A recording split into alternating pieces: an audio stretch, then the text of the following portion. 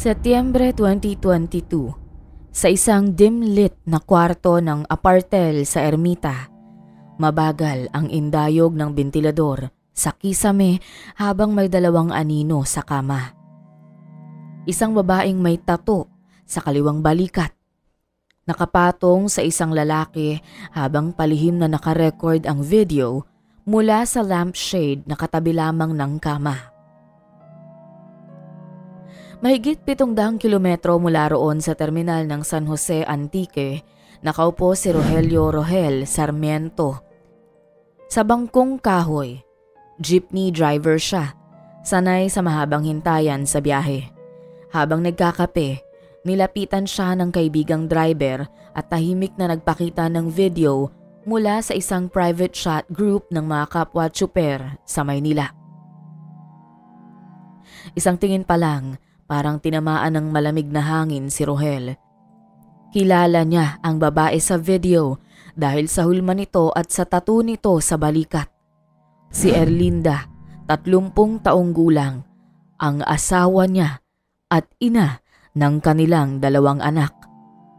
5 taon na mula nang umalis ito papuntang Maynila, dala ang pangakong magtatrabaho bilang cashier sa isang tindahan. Sa mga nakalipas na taon, naging normal na ang mga tawag at text tuwing gabi.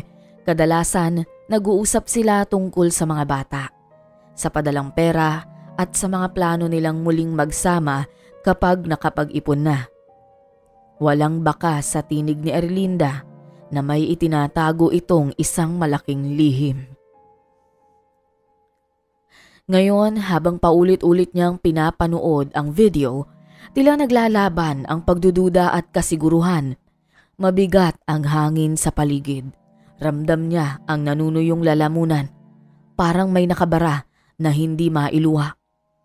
Ang mga tao sa terminal ay patuloy sa kani-kanilang gawain. Ngunit sa pandinig niya, tila nawala ang lahat ng ingay. Sa gabing yon, umuwi siya ng walang imik. Nakahiga siya, ngunit hindi pumikit ang mga mata niya. Sa isip niya, paulit-ulit tumatakbo ang tanong, paano siya haharap sa katotohanang ang babaeng minahal at pinagkatiwalaan niya ay may ginagawang lihim na ngayon niya lamang natuklasan. Kung anong sakit ang naramdaman niya, mas matindi ang kaba sa dibdib dahil alam niyang sa mga susunod na araw, mapipilitan siyang magdesisyon kung haharapin ba niya ang katotohanan o mananatiling tahimik habang patuloy na nilalamon ng hinala. Noong 2012, sa gitna ng piyesta sa San Jose Antique, unang nagtagpo ang landas ni Rogel at Erlinda. Sa gitna ng ingay ng banda, napansin niya ang babaeng laging may ngiti at magaan kausap. Sa baryo, kilala si Erlinda bilang mahinhin, madalang makipag-usap, ngunit may mataas na ambisyon. Lumipas ang 3 taon at nauwi sa kasal ang kanilang relasyon. Taong 2015, sa isang maliit na bahay na gawa sa kahoy at yero, nagsimula silang bumuo ng pamilya. Si Rogel ay pumasok sa isang pabrika, habang si Erlinda naman ay tumutulong sa palengke bilang tindera. Masaya na sila sa simpleng buhay, basta magkasama at may makain sa hapag. Ngunit noong 2017, nagsara ang pabrikang pinapasukan ni Rogel. Biglang lumiit ang kita at hindi na sumapat ang mga raket sa pasada ng jeep. Si Erlinda ang nagmungkahing siya na ang maghahanap ng mas magandang trabaho sa Maynila.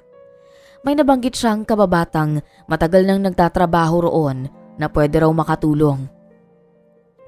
Noong una, naging maayos ang takbo ng lahat. Halos buwan-buwan ay nagpapadala si Erlinda ng pera. Laging may tawag tuwing gabi para kumustahin ang mga bata. Kapag umuuwi, may pasalubong, mga pagkain, bagong damit at kwento tungkol sa syudad. Ngunit nang dumating ang pandemya, unti-unting nagbago ang sitwasyon. Naging madalang ang tawag at text. Kapag nagtanong si Rogel, madalas ay sagot lamang na abala sa trabaho. 2 beses lang itong nakauwi sa loob ng 2 taon at sa bawat pag-uwi, tila palaging nagmamadali pabalik sa Maynila. Huli itong bumisita noong kalagitnaan ng 2021. Halata ang lamig sa kilos, parang walang sigla at mas madalas na hawak ang cellphone kesa makipagkwentuhan. Sa panahong yon, nagsimulang sumagi sa isip ni Rohel ang tanong kung may hindi ba sinasabi sa kanya ang asawa.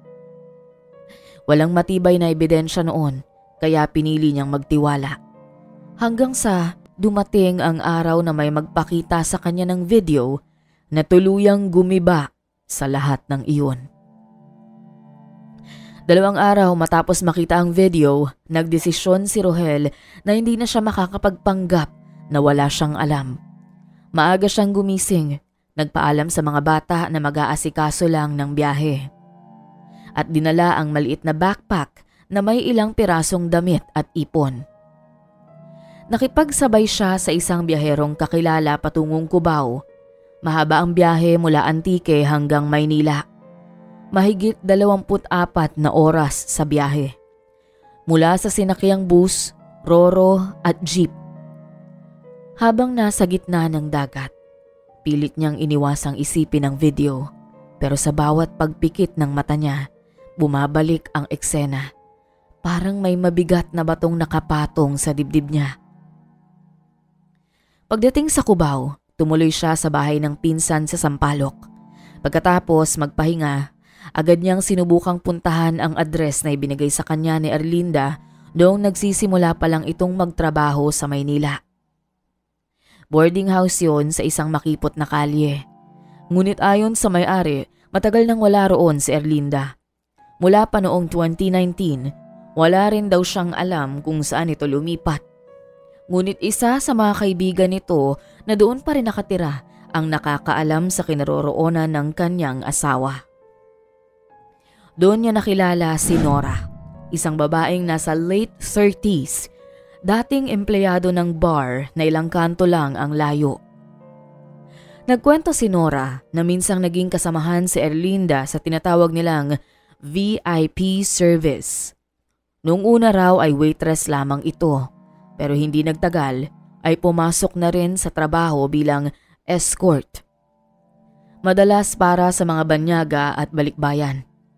Habang nagsasalita si Nora, ramdam ni Rohel ang unti-unting pagkadurog ng tiwala niya sa asawa. Para bang unti-unting natitiklop ang mga taon ng paniniwala niya na nagsusumikap ito para sa pamilya. Bago maghiwalay, iniabot ni Nora ang address ng bar at oras ng pasok ni Erlinda.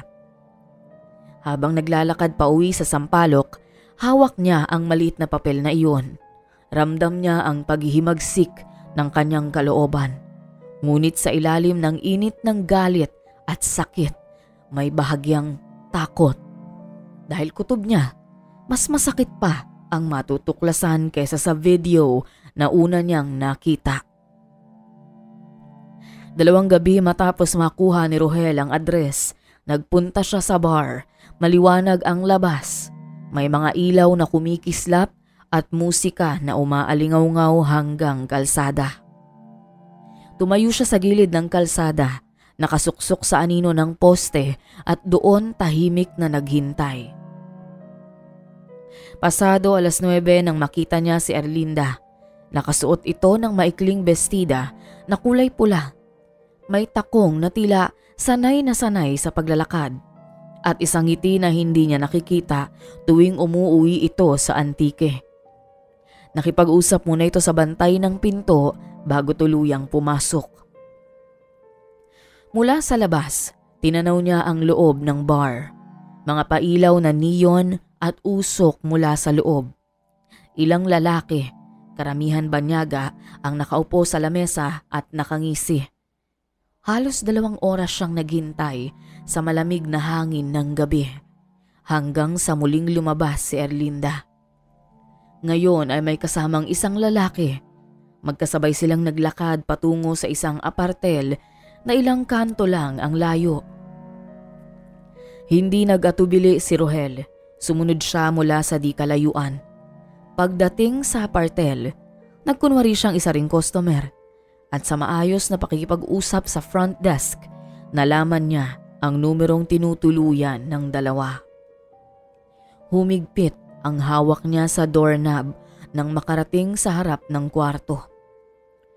Isang malakas na katok ang bumasag sa katahimikan ng pasilyo. Nang bumukas ang pinto, bumungad ang lalaki. Gulat at nakatapis lang.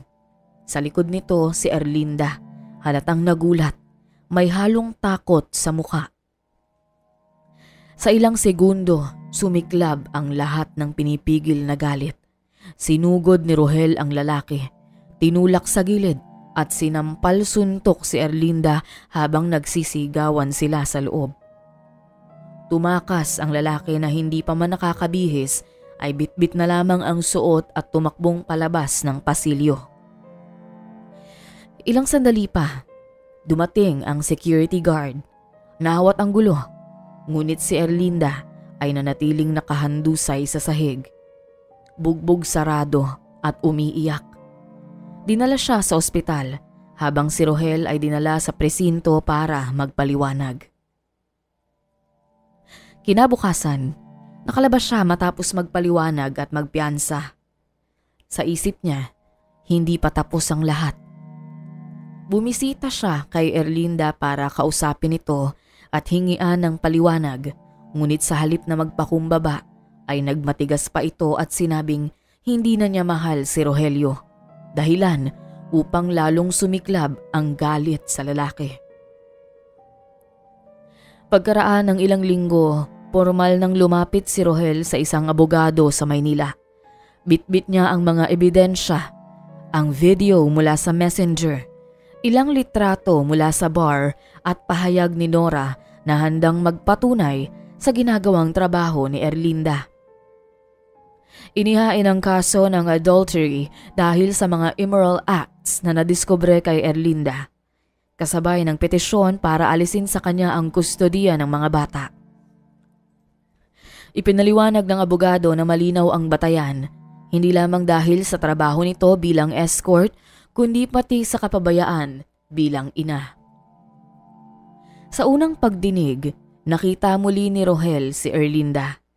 Nakaayos ito, ngunit hindi maikukubli ang namumugtong mga mata nito. Tahimik lamang siya habang binabasa ng korte ang mga reklamo.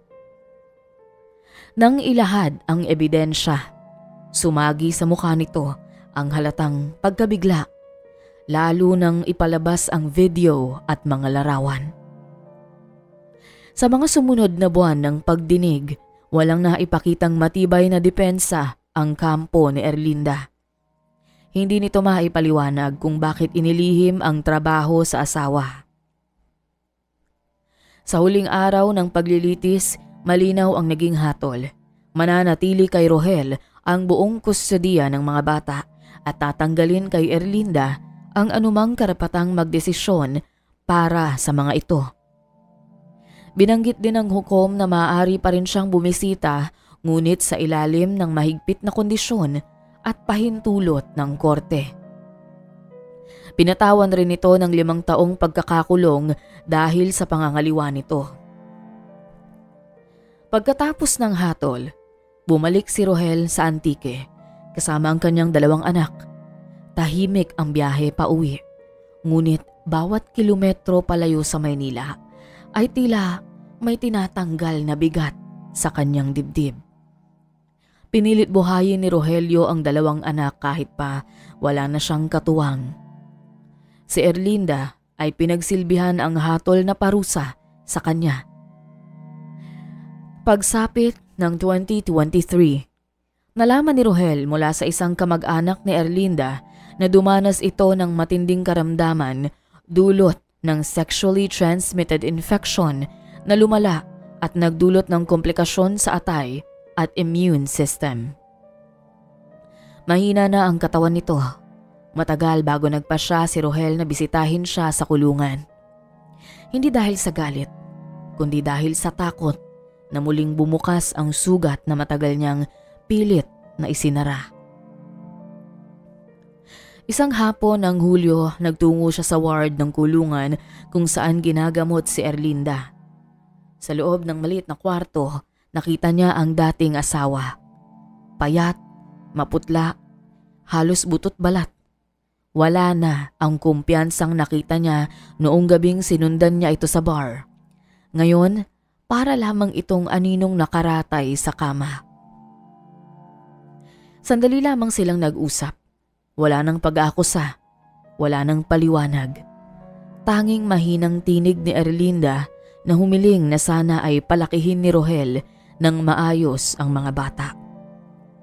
Tumango lamang siya, walang pangako, ngunit may bigat ng paninindigan sa kanyang dibdib.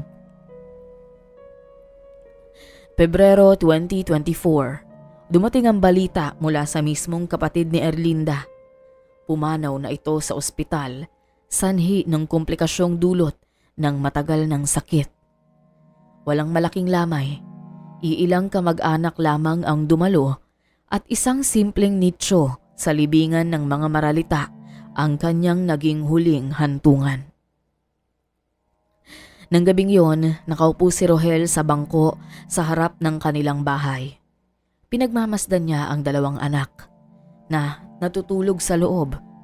Alam niyang hindi na mababawi ang lahat ng nasira.